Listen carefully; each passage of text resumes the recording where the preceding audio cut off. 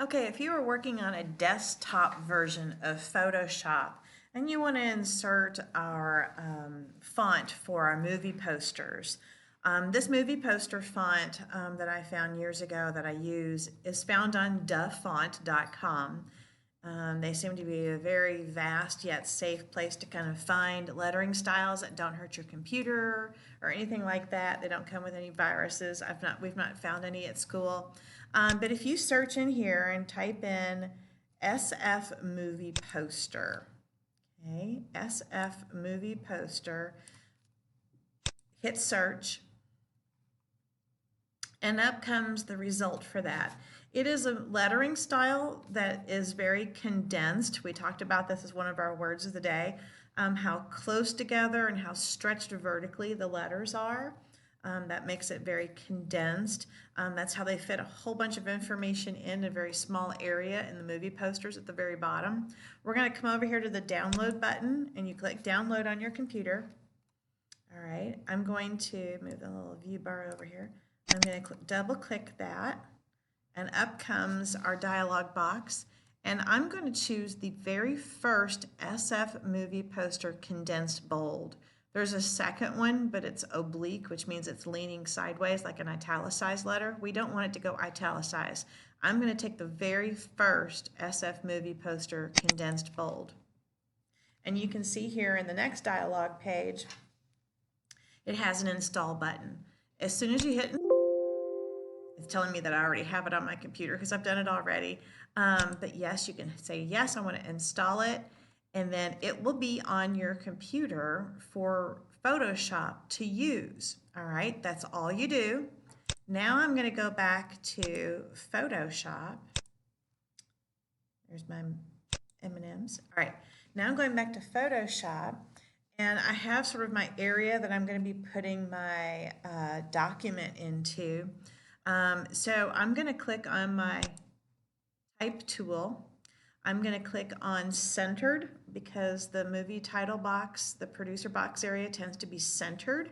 And I'm going to click somewhere in the center to put my information. Okay, so it barfs up to sort of the lorem ipsum kind of default gibberish. At the top, I'm going to choose white for my lettering because I'm on a very dark surface. If I had a lighter surface, I would use black. Somewhere in between, if it's got some color to it, you might want to use a gray, a light or dark, depends, but most of them are running about black or white for the most part. Anything that's going to give you high contrast. All right. Alphabetically, SF movie poster, you would find alphabetically under S. SF, okay? So I find it down here under SF movie poster, okay? So you'll always find any new font that you add in its alphabetical standing depending on what it was called, all right? I'm going to alternate the sample I have in the PDF, that is our little PowerPoint here, shows us what we're going to be doing. Whoops, sorry. Shows us what we're going to be typing in that bottom section. This is sort of what I'm asking you to have in the bottom of your movie poster. Notice how the font goes from really tall to short, tall to short. That's changing between two different font sizes. The font is the same. It's like this might be 48 points and this might be 30 points. Back to 48, back to 30.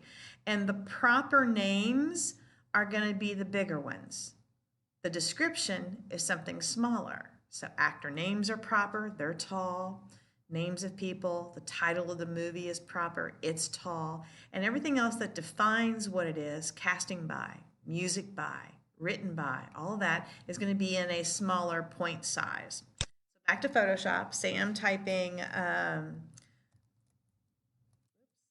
got myself on all caps, Saint X Studio, I probably want a space between that, Studio, and then I would go and I want to do something smaller, maybe I'll go here and I'll go presents, okay, and then I keep moving on with my venue of wanting items put into lines, presents, and then we want bigger for our movie, so I go back to 60 here.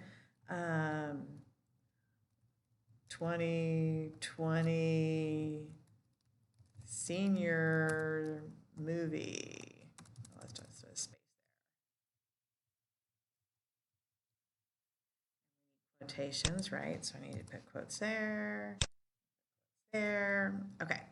And then I would go back to what's my option? Starring, and I start putting people's names in. All right, so now I'm going to go back to smaller because I'm using the word starring, right? And that's not a proper starring.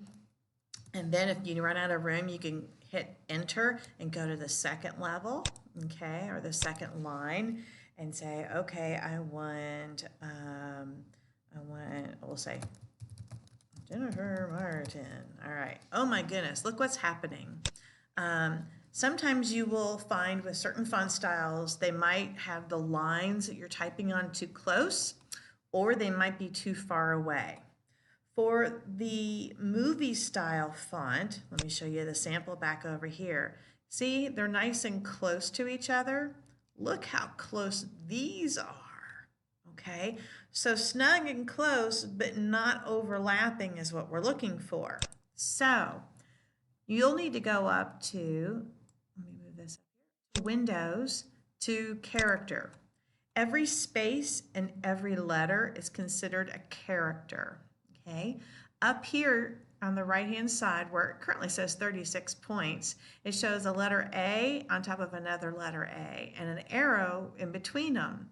That means you're going to be controlling the height between the two lines of text. So it's a little squished, so I need to give it a little bit more space. Now, if you feel 48 is a big jump and 30 was too, or 36 or whatever it was too small, then type in your own and hit enter. Oh, that's still pretty tight. Let's go up to 43 and see what happens. Okay, there I'm snug, but we're not touching. Okay. So this is kind of how you play out your producer box.